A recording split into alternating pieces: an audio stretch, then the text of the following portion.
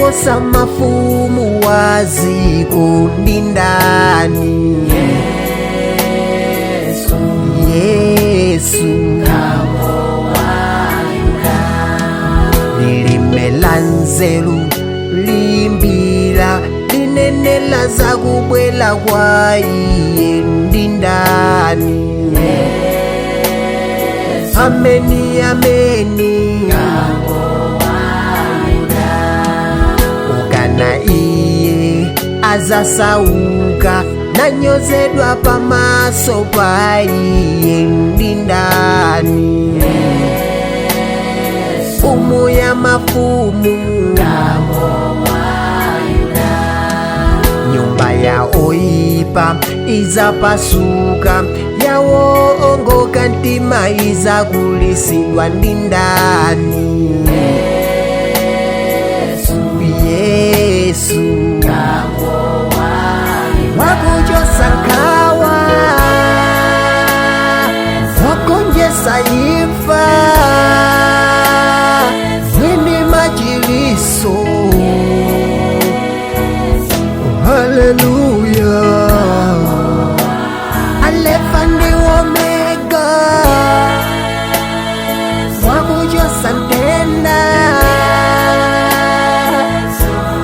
Ameni, ameni, haleluya.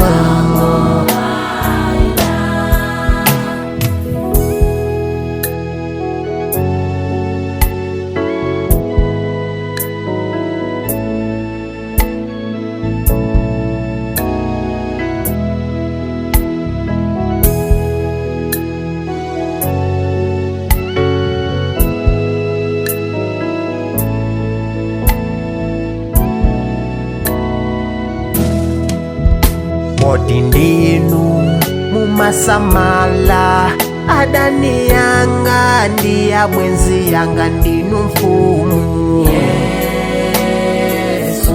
Yesu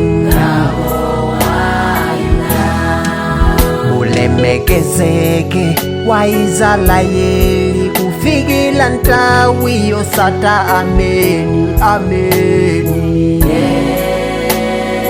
Ameni, ameni. Moyo wanga upuma wefu wefu, ufunisisa nza kumane naye ndani? Yesu otawila patu ndi mphamvu yatu, thandizo lopezekela nsauso ndi ndani? Yesu wakuchosa nkhawa, wakonjesa imfa, mwini machiliso. Haleluya. Alpha ndi Omega, wakuchosa ntenda. Ameni, ameni, haleluya. Wakuchosa nkhawa, wakonjesa imfa, mwini machiliso.